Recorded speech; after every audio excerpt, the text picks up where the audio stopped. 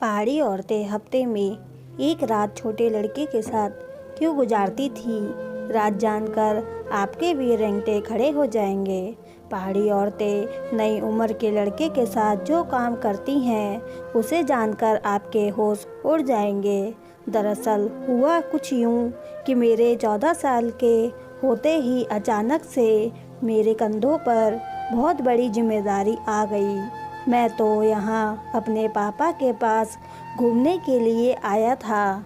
मुझे क्या मालूम था कि यहाँ आकर हालात ऐसे बन जाएंगे कि मुझे खाने को रोटी तक नहीं मिलेगी। और उसी दौरान मेरी मुलाकात एक पहाड़ी औरत से हुई जिसने मुझे एक ऐसी बात बताई जिसे सुनकर मैं हैरान रह गया और सोचने लगा कि आखिर 14 साल की उम्र के लड़के के साथ इसे ऐसा काम करना है जिसके बदले में यह मुझे इतना सब दे रही है। मजबूरी में मुझे उसकी बात माननी पड़ी। फिर उस औरत ने जो कुछ मेरे साथ किया उसे जानकर तो आपके पैरों तले ज़मीन निकल जाएगी। मेरा नाम मनीष है। मैं बिहार के एक कस्बे का रहने वाला हूँ। मेरी फैमिली में मेरे अलावा मेरी माँ, मेरी बहन और मेरा बड़ा भाई है। मेरे पिता कारपेंटर हैं जो कि भूटान के पास एक छोटे से पहाड़ी गांव में काम करते हैं। उन्हीं की कमाई के ज़रिए हमारे घर का खर्चा चलता है। हालांकि उनके घर से दूर रहने की वजह से मेरा बड़ा भाई नशेड़ी बन चुका है। मेरी बहन अभी इंटर में पढ़ रही है और मैंने 8वीं क्लास के पेपर दिए थे। पेपर देकर मैं खाली हुआ था। मेरी 1.5 महीने की छुट्टी थी। हम जिस कस्बे में रहते थे वहाँ पर तो वैसे भी स्कूल में कम ही लोग जाया करते थे। कहने को छुट्टी 1.5 महीने की होती थी, लेकिन मुझे पता था कि मैं अभी स्कूल तो 2-2.5 महीने के बाद ही जाऊंगा। मैंने माँ से कहा कि मैं पापा के पास जाकर अपनी छुट्टियाँ गुजारना चाहता हूँ। हालांकि मैं छोटा था लेकिन बड़ी कम उम्र से घर की जिम्मेदारियाँ अपने सिर पर ले ली थीं, तो मैंने ज़्यादा चिंता नहीं की और मुझे अकेले गाड़ी में बैठा दिया। मेरा सफ़र बहुत अच्छे से गुजरा। इस दौरान माँ ने मेरे पापा को चिट्ठी लिख दी थी जिसमें उन्होंने बताया था कि मनीष तुमसे मिलने तुम्हारे पास आ रहा है। मेरे पापा मुझे स्टेशन मिल गए। मेरे लिए तरह तरह की चीज़ें लेकर आए थे क्योंकि आज मेरा जन्मदिन भी था। पापा ने मुझे गले से लगाकर बहुत प्यार किया और कहा कि मनीष आज तुम पूरे 14 साल के हो गए हो। उसके बाद हम दोनों एक जिप्सी से पापा के घर की तरफ चलने लगे। जिप्सी पापा किराए पर लेकर आए थे। उसके अंदर कोई पहाड़ी गीत बज रहा था और हम दोनों बाप बेटे बड़ी मस्ती से एक दूसरे से बातें करते हुए सफ़र का मज़ा ले रहे थे। अचानक से हमारे साथ एक हादसा हुआ। हमारी जिप्सी का एक्सीडेंट हो गया। उस एक्सीडेंट में जिप्सी कार ड्राइवर हाथों हाथ ही मर गया। हालांकि मुझे बहुत ज़्यादा चोट नहीं लगी क्योंकि मैं गाड़ी के पहले झटके में ही गाड़ी से उछलकर नरम मुलायम घास पर गिर गया था। लेकिन मेरे पापा बहुत बुरी तरीक़ा से घायल हो गए थे जिसकी वजह से उन्हें हॉस्पिटल लेके जाना पड़ा। हॉस्पिटल में गुमसुम सा खड़ा था। तभी पापा के दोस्त लोग आए। उन्होंने मेरे कंधे पर हाथ रखकर मुझे तसल्ली दी और कहा कि बेटा तुम चिंता मत करो, तुम्हारे पापा जल्दी ही ठीक हो जाएंगे। हालांकि हैसियत में मेरे पापा के दोस्त भी ऐसे नहीं थे जिन्हें देखकर लगता है कि वो बहुत पैसे वाले हैं। वो भी एक गरीब किस्म के आदमी थे जो कि बिहार से ही यहाँ पर काम करने के लिए आए थे। तभी डॉक्टर भी वहाँ आया। उसने जो बात बताई उसे सुनकर तो मेरी जान ही निकल गई। मैं यहाँ पहाड़ पर अपनी छुट्टियाँ बिताने और घूमने और मज़े करने के लिए आया था। मैं कुछ वक्त अपने पापा के साथ यहाँ गुजारना चाहता था। अपनी माँ से बड़ी जिद करके इतने पैसों का इंतज़ाम किया था कि किसी तरह अपने पापा के पास भूटान के इस गांव तक आ जाऊं। पर यहाँ आकर तो मेरे ऊपर मुसीबत का ऐसा पहाड़ टूटा कि जिसकी कोई हद ही नहीं थी। पापा को देखकर मेरे आंसू रुकने का नाम ही नहीं ले रहे थे। उनकी हालत बहुत ज़्यादा बुरी थी। उनका पूरा शरीर पट्टियों में लिपटा हुआ था। डॉक्टर कह रहे थे कि उनके हाथों और पैरों की हड्डियां टूट गई हैं और उन्हें ठीक होने में कम से कम 3 महीने तो लगेंगे। पापा के दोस्त ने तुरंत उस कंपनी को फ़ोन किया जहां पर वो दोनों काम करते थे, ताकि उनकी कंपनी बुरे वक्त में पापा की मदद कर सके। लेकिन कंपनी के मालिक ने ये बात सुनकर उनसे साफ साफ कह दिया कि हम कोई भी खर्चा नहीं उठाएंगे और अब 6 महीने तक हमारे पास उनके लिए कोई काम नहीं है। हमने उनकी जगह किसी और को रख लिया है। कुछ दिन बाद जब पापा होश में आए तब उन्हें ये बात पता चली तो वो बुरी तरह से रोने लगे, क्योंकि पापा के ऊपर पूरे घर परिवार की जिम्मेदारी थी। इस वजह से पापा यहाँ भूटान के पहाड़ी गांव में काम करने के लिए आए थे। यहाँ आकर पापा दिन रात पूरी लगन से काम करते थे, जिसकी वजह से हम लोग घर में सुकून की ज़िंदगी गुजार पाते थे। लेकिन अब तो पापा का काम ही चला गया था। उन्हें समझ नहीं आ रहा था कि यह बाकी का टाइम कैसे कटेगा, और यही सोचकर पापा की तबीयत और ज़्यादा ख़राब होने लगी थी कि अब आगे क्या होगा। पापा को इतना परेशान देखकर मुझे बहुत तकलीफ़ हुई कि मैं यहाँ पर आने की अगर जिद नहीं करता तो नहीं पापा मुझे उस गाड़ी से लेने आते और ना ही हमारा एक्सीडेंट होता। मेरी नज़र में तो पापा की हालत का जिम्मेदार मैं खुद ही था। अस्पताल वालों ने 1 हफ्ते में पापा को छुट्टी दे दी थी। फिर मैं पापा के साथ उनके छोटे से घर में वापस आ गया। ये घर लकड़ी के झोपड़ी के जैसा था और पापा मुझसे कहने लगे कि अब हमें अपने गांव वापस जाना पड़ेगा, क्योंकि इस हालत में तो मैं यहाँ पर भी नहीं रह सकता। मैं तो किसी भी काम को करने के काबिल ही नहीं रहा, और जब कंपनी मेरा खर्चा उठाने से मना कर चुकी है तो अब यहाँ रहना किस काम का। जो पैसा मैंने जमा किया हुआ है वो भी यहाँ रहे तो धीरे धीरे सारा खर्चा हो जाएगा। इससे बेहतर यह है कि हम दोनों घर चलते हैं। लेकिन यह सुनकर तो मैं परेशान हो गया, क्योंकि मुझे पता था घर का क्या हाल है। बड़ा भाई पूरी तरह से नशे का आदी बन चुका है और घर की सारी जिम्मेदारियां पापा के ऊपर थी, और पापा को इस हाल में देखकर घर में माँ और बहन दोनों ही बहुत ज़्यादा परेशान हो जाएंगी। मैंने पापा को तसल्ली दी कि आपकी तबीयत कुछ बेहतर हो जाए तब हम घर वापस जाने का सोचेंगे। उस वक्त तो पापा टिकट लेने के काबिल भी नहीं थे और मैं इतना बड़ा भी नहीं था कि ये सब काम अकेले कर सकूं। लेकिन मेरा वापस जाने का कोई इरादा नहीं था।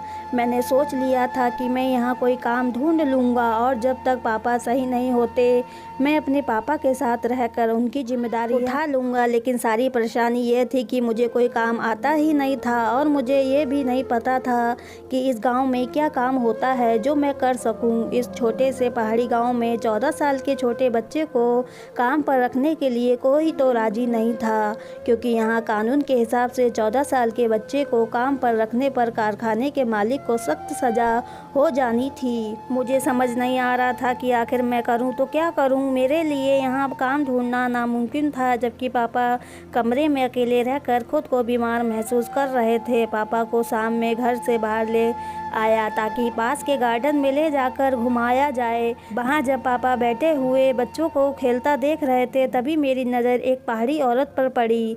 वह थोड़ी दूर पर बैठी थी और उसकी नज़रें मुझ पर बनी हुई थीं। कुछ ही देर में पापा के दोस्त आ गए और पापा उनसे बातें करने लगे। तभी उस औरत ने मुझे इशारा किया और अपने पास बुला लिया। मैं तुरंत उसके पास चला गया। वो बहुत ही खूबसूरत उम्र में 30 से 35 साल की होगी।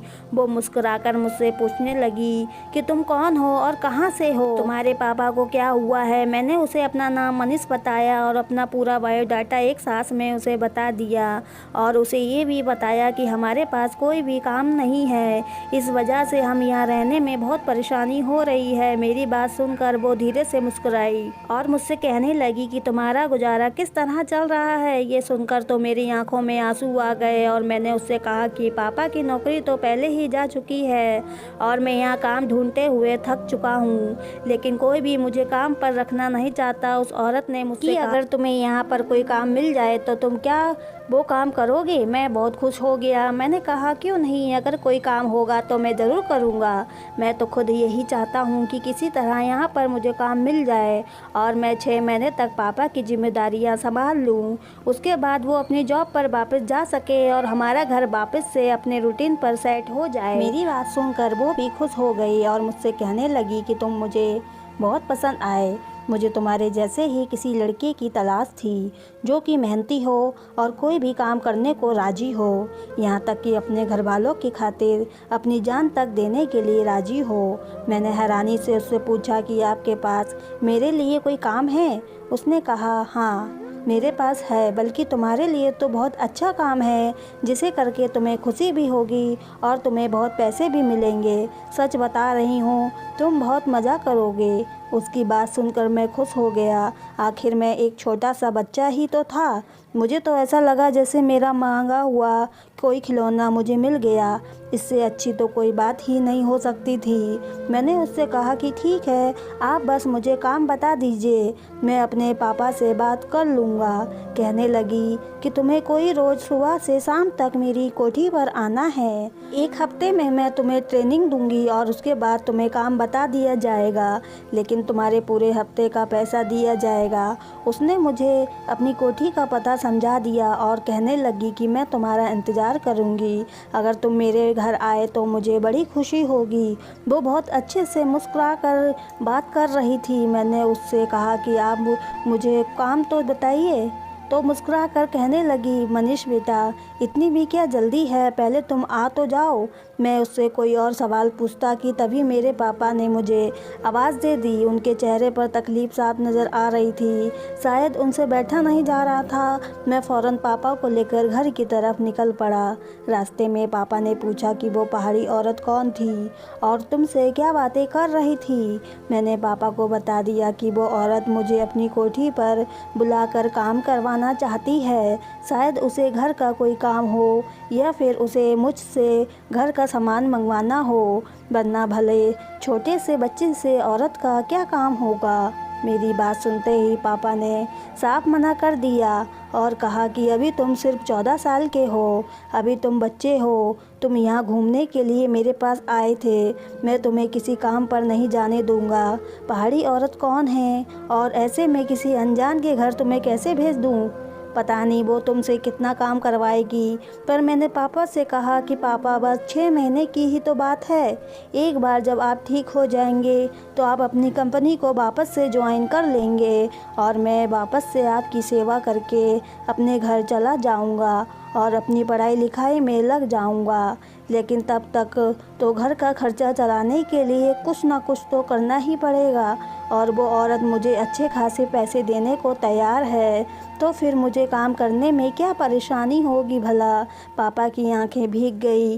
वो कहने लगे कि मेरा छोटा बेटा इतनी जल्दी बड़ा हो गया कि मुझे समझाने लगा है। मैंने पापा से कहा कि एक बार उस औरत के घर जाकर तो देखता हूँ। एक दिन जाऊँगा, अगर मुझे काम समझ में नहीं आया तो वापस आ जाऊँगा, कोई दिक्कत नहीं। मेरी बात सुनकर और घर की परेशानी को देखकर पापा मान गए और मुझसे कहने लगे कि अगर तुम्हें कोई परेशानी हो तो उसी वक्त वापस आ जाना। और ये बातें करते हुए हम अपने घर आ गए। रात भर मैं यही सोचकर खुश होता रहा कि मैं काफ़ी किस्मत वाला हूँ जो मुझे ये काम मिल गया, वरना मैं तो थक चुका था और हार मानकर घर वापस जाने की सोच चुका था। लेकिन मेरे दिल में थोड़ा सा डर भी था। मैं ये भी सोच रहा था कि ना जाने उसकी कोठी कितनी बड़ी होगी, क्या मुझे उसकी पूरी कोठी की सफाई करनी होगी। यही सब सोच अचानक से मेरी आंखें बंद हो गईं और मैं सो गया। अगली सुबह मैं सवेरे सवेरे उठ गया था और पापा के सारे काम करके उस औरत की कोठी पर जाने के लिए निकल गया। उस औरत की कोठी हमारे घर से ज़्यादा दूर नहीं थी, इसलिए पापा ने वहां भेजने की हामी भर ली थी। साथ में पापा को यकीन दिलाया था कि कोई भी परेशानी होगी तो मैं सीधा घर आ जाऊंगा। उस औरत की कोठी पर पहुंचकर मैंने चौकीदार से कहा कि मुझे तुम्हारे मालकिन ने बुलाया है। उसने सर से पैर तक मुझे देखा और कहने लगा कि तुम रहोगे मैडम के पास। उसकी बात मुझे बहुत अजीब लगी, साथ ही वो बड़ी अजीब सी नज़रों से मुझे देख रहा था। उसके बाद उसने टेलीफोन के जरिए एक नौकरानी को बाहर बुलाया और मुस्कुरा कर उससे कहा, ये बच्चा मैडम के साथ रहेगा। मालकिन एक से एक खूबसूरत लड़का ढूंढ कर लाती हैं, उनकी भी दाद देनी पड़ेगी। इस तरह की बातों को सुनकर मैं हैरान हो गया। भला काम करवाने के लिए किसी को खूबसूरत होने की क्या ज़रूरत है? मैडम को तो मेरे काम से मतलब होना चाहिए था। मुझे लगा शायद ये चौकीदार कुछ पागल सा है। नौकरानी चौकीदार की बात सुनकर हंसी और मेरा हाथ पकड़कर मुझे कोठी के अंदर ले गई। कोठी बहुत बड़ी थी और बहुत ही खूबसूरत भी। वहाँ तो किसी चीज़ की कमी नहीं थी। ऐसा लगता था जैसे कि सोने के किसी महल में आ गया हूँ। मैं अंदर आकर खूबसूरत सोफे पर बैठ गया। मेरे सामने लीची का जूस रखा गया, बिल्कुल ऐसे जैसे मैं कोई खास मेहमान हूँ। थोड़ी ही देर में मैडम भी वहाँ आ गई। मैं उस पहाड़ी औरत को देखकर हैरान रह गया। वो बहुत ज़्यादा खूबसूरत थी। लग रहा था जैसे मैं किसी फिल्म की हीरोइन को देख रहा हूँ। नाइट सूट में बहुत सारा मेकअप लगाए वो मेरे सामने बैठी हुई थी। हालांकि मेरी उम्र इतनी भी नहीं थी, लेकिन फिर भी वो मुझे बहुत ही हसीन लग रही थी। मैंने अपनी नज़र शर्म से नीचे कर ली। जो भी था वो मेरी मालकिन थी और मुझे उसके यहाँ काम करना था। मैंने जूस पी लिया तो मैडम ने मुझसे कहा कि तुम थोड़ी देर कमरे में जाकर आराम कर लो। उस औरत की ये बात सुनकर मैं हैरान हो गया। मैं तो यहाँ काम करने के लिए आया था, आराम करने के लिए नहीं, और ना ही कोई इतनी दूर से आया था कि मुझे आराम करने की ज़रूरत पड़े। मैंने फ़ौरन कहा कि मैडम, मैं बिल्कुल तरोताज़ा हूँ, आप मुझे काम बताइए, मैं बड़ी मेहनत से आपका काम करूँगा। मेरी बात सुनकर वो पहाड़ी औरत अपने खूबसूरत अंदाज में मुस्कुराई और बोली, काम तो तुम्हें ईमानदारी से ही करना होगा, इसी बात के तो मैं तुम्हें पैसे दूंगी, लेकिन अभी तुम जाकर आराम करो और फिर मैं तुम्हारे पास आकर तुम्हें बताती हूँ कि तुम्हें क्या काम करना है। तभी एक और नौकरानी आई और वो मुझे लेकर एक बहुत खूबसूरत कमरे में चली गई।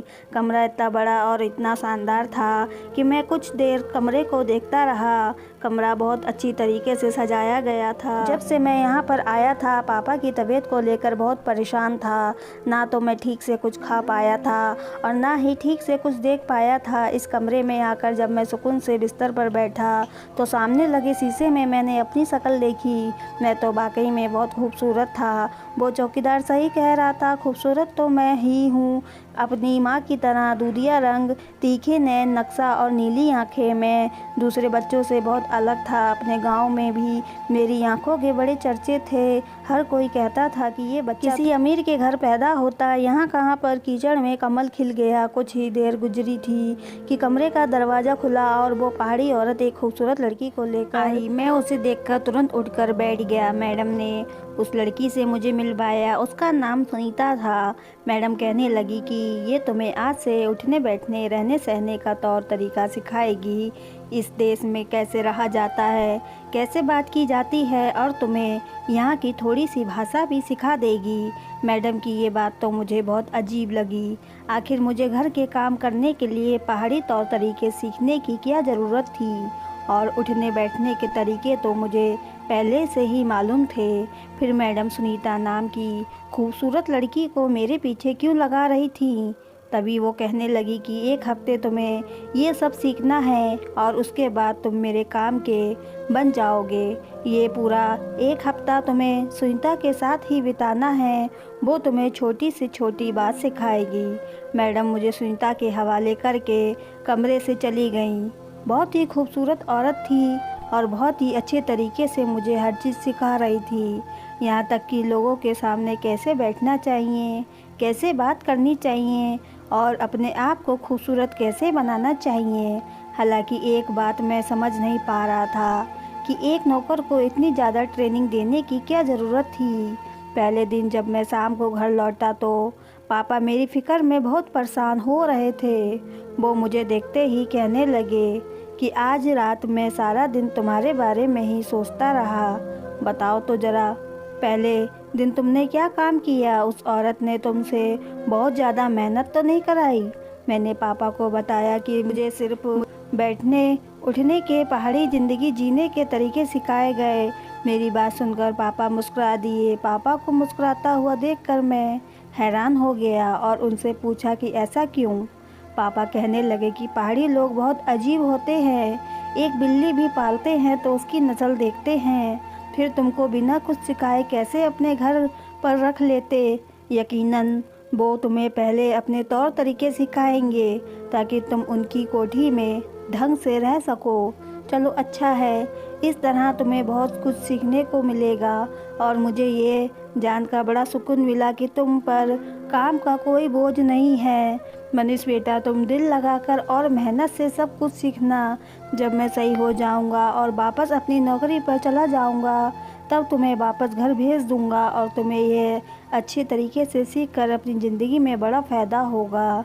तुम्हारी माँ तुम्हारे बिना इतने दिन रह नहीं पाएगी। मैं चाहता हूँ कि जल्द से जल्द मैं तुम्हें घर वापस भेज दूँ। पापा ठीक ही तो कह रहे थे, मेरे बिना मम्मी आखिर कैसे दिन गुजार रही होगी।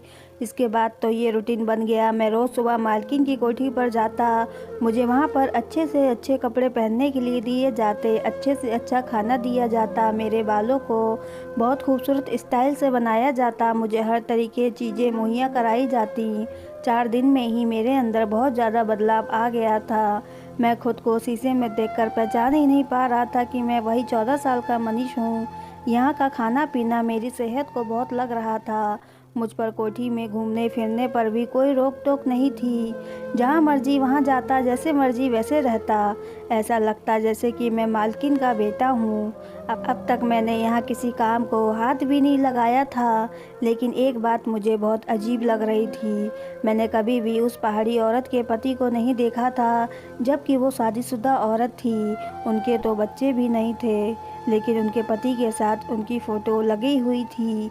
मैंने एक बार नौकरानी से पूछा कि मैडम के पति कहाँ हैं, तो उसने इतना ही बताया कि हमारे साहब तो काम के सिलसिले में हमेशा शहर से बाहर ही रहते हैं। उनका बहुत बड़ा कारोबार है, वो बस रात को ही घर पर आते हैं। मैं देखता कि वो पहाड़ी औरत तैयार होकर पूरे घर में टहलती रहती या फिर शॉपिंग के लिए बाहर निकल जाती।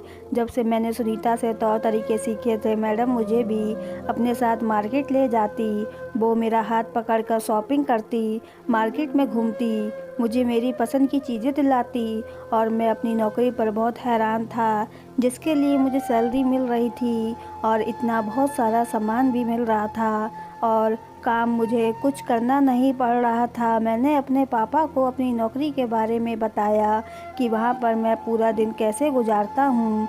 पापा कहने लगे कि तुम्हारी मालकिन की शायद कोई औलाद नहीं है, इसलिए वो तुम्हें अपने बेटे की तरह पाल रही है, लेकिन शायद ये बात बताना नहीं चाहती। मैडम ने तो मुझे यही बताया था कि 1 हफ्ते तक सुनीता मुझे ट्रेनिंग देगी, फिर मेरा काम शुरू होगा और मुझे अब बस उस दिन का इंतज़ार था कि आखिर मुझे पता तो चले कि मेरा काम क्या है। अभी तो मैं अपने नए नए कपड़े और महंगी महंगी चीज़ों को एंजॉय कर रहा था। पापा की तबीयत भी अब पहले से बेहतर हो चुकी थी, लेकिन इतनी भी नहीं सुधरी थी कि वो नौकरी पर जा सके। इधर मेरी नौकरी लग गई थी तो मेरे पापा की टेंशन भी कुछ कम हो गई थी। हालांकि हमने अभी तक अपने घर पर पापा के एक्सीडेंट के बारे में नहीं बताया था और ना ही मेरी नौकरी करने के बारे में। पापा मम्मी को शाम में फ़ोन करते और उन्हें सब कुछ अच्छा ही बताते। वहीं दूसरी तरफ मैं उस पहाड़ी औरत के घर में बड़े मज़े से रह रहा था और 1 हफ्ते में मैं जैसे बिल्कुल ही बदल गया था। हफ्ते के आखिरी दिन में जैसे ही मैडम के घर पहुंचा, तो चौकीदार मुझे देखकर बहुत अजीब ढंग से हंसने लगा और कहने लगा कि आज से तुम्हारा काम शुरू होने वाला ही है। मैं भी इस बात पर बहुत खुश था कि आज मुझे काम करने को मिलेगा। मैं कोठी के अंदर दाखिल हुआ तो सुनीता मुझे कहीं नज़र नहीं आई। दूसरी एक नौकरानी मुझे कहने लगी कि आज आपको सीधे मैडम के कमरे में जाना है। मैं जब से यहाँ आया था, एक बार भी मैडम के कमरे में नहीं गया था। मैडम का कमरा हमेशा लॉक रहता था। मैं जैसे ही मैडम के कमरे में दाखिल हुआ तो देखकर हैरान रह गया। मैडम का कमरा तो आज पूरी तरह से सजा हुआ था, जैसे किसी नई नवेली दुल्हन का होता है।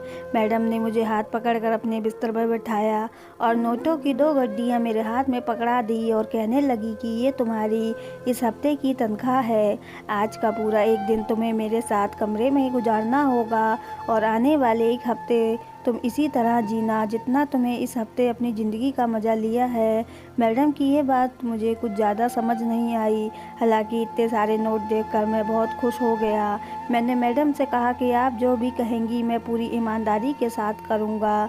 लेकिन उसके बाद उस पहाड़ी औरत ने जो कुछ मुझसे कहा वो सुनकर मेरे होश उड़ गए। आखिर ये मुमकिन ही कैसे था? मैं उस पहाड़ी औरत के साथ ऐसा कैसे कर सकता था? मैं अभी 14 साल का छोटा सा बच्चा था और जिस चीज़ की ख्वाहिश मेरी मैडम कर रही थी वो मेरे लिए मुमकिन ही नहीं था। हालांकि मेरा नन्हा सा दिल उनकी अदाओं से और इस कमरे की खुशबू से पिघलता जा रहा था, लेकिन फिर भी मैंने अपने ऊपर कंट्रोल रखा और उनसे कहा कि मैं ये सब नहीं कर सकता। तो यह सुनकर वो मुझसे कहने लगी कि मैंने पूरा 1 हफ्ता तुम्हें हर तरह की आज़ादी दी है, तुम्हें तौर तरीके सिखाए, अपने काबिल बनाया, अब तो तुम इस घर से मना नहीं कर सकते। वो पैसे तुम्हें किसी काम के लिए दिए गए हैं, इससे पहले तो तुमने कोई काम ही नहीं किया।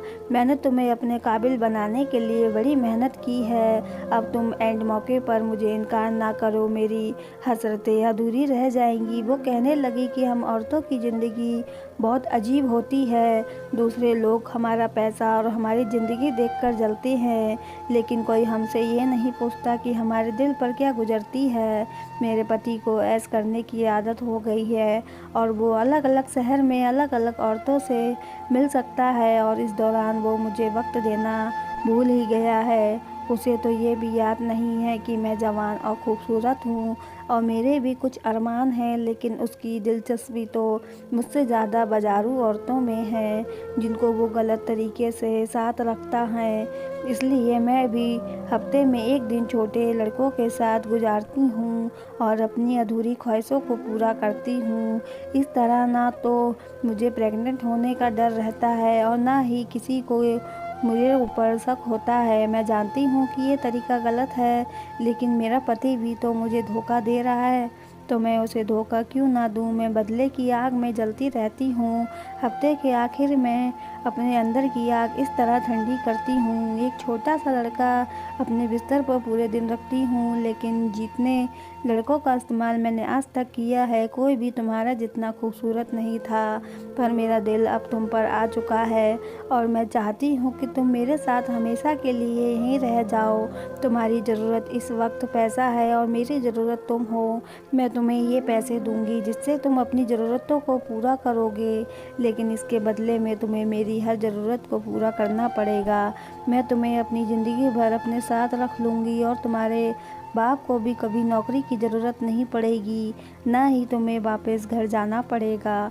अपने बाप को अपने घर वापस भेज देना और हमेशा के लिए यहाँ रह जाना। मैं छोटा था लेकिन बंद अकल नहीं था।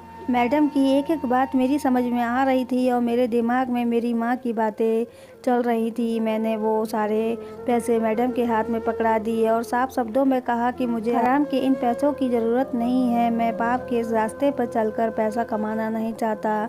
मैडम मुझे रोकती रह गई, लेकिन मैंने उनकी एक ना सुनी। पैसों की चमक भी मुझे रोक नहीं पाई और उनकी खूबसूरत जवानी भी और उनकी अदाएँ भी कुछ भी मुझे रोक नहीं पाया, क्योंकि मेरी माँ की परवरिश मेरे लिए बहुत ज़्यादा अहम थी। जो कुछ भी मेरी माँ ने मुझे सिखाया था कि बेटा हमेशा सीधे रास्ते पर चलना, कभी भी कुछ करने के लिए गलत रास्ते का इस्तेमाल मत करना। मैं भागता हुआ उस कोठी से बाहर निकला और वापस गिरता पड़ता अपने पापा के पास आ गया। मैंने अपने पापा से आकर कहा कि अब हमें यहाँ से चलना चाहिए, क्योंकि हमारे यहाँ रहने का कोई मकसद नहीं है, ये लोग बहुत जालिम हैं। हम वापस अपने देश चलते हैं, 1 रोटी खाएंगे लेकिन इज्जत से जिएंगे। आपके थोड़ी सी बीमारी पर कंपनी वालों ने आपको बाहर निकाल दिया, जबकि आप सालों से उनके पास नौकरी कर रहे थे। उन्होंने इस बात का भी लिहाज नहीं किया और मुझे उस औरत ने धोखे से अपने घर बुलाया, जो कि अपने जिस्म की भूख मिटाने चाहती थी। चौकीदार का मुस्कुराता चेहरा मुझे आज समझ में आ रहा था। मैं अपने पापा के साथ वापसी का टिकट ले चुका था और तब आने वाली मुश्किलों को सोच रहा था। मेरी ज़िंदगी मुश्किलें भरी ज़रूर थी, लेकिन पाप से भरी हुई नहीं थी। मेरी माँ ने मुझे बताया था कि ज़िंदगी देना इंसान के हाथ में नहीं है, बल्कि भगवान के हाथ में है, लेकिन उस ज़िंदगी को कैसे गुजारना है ये हमारे हाथ में है। और मुझे यकीन था कि ऊपर वाले ने मेरे लिए कोई ना कोई इंतज़ाम कर रखा होगा। दोस्तों, पहले के लोग और थे, लेकिन आज के लोग ऐसे हैं जो दूसरों की मजबूरी का फ़ायदा उठाते हैं। दौलत ने उन्हें अपनी इज्जत से भी भटका रखा है। उन्हें इस बात का अंदाज़ा भी नहीं कि वो कितना गलत कर रहे हैं। अगर आप इस कहानी के आखिर तक आ चुके हैं तो याद रखिए, आपको गलत काम करने के मौके बहुत मिलेंगे, लेकिन फैसला आपको ही करना होगा। जब तक आप सही रास्ते पर रहेंगे, आपके साथ कभी भी कुछ गलत नहीं होगा। दोस्तों, अगर ये कहानी आपको पसंद आई हो तो चैनल को सब्सक्राइब, वीडियो को लाइक ज़रूर करें। पूरी कहानी सुनने के लिए आपका बहुत बहुत धन्यवाद।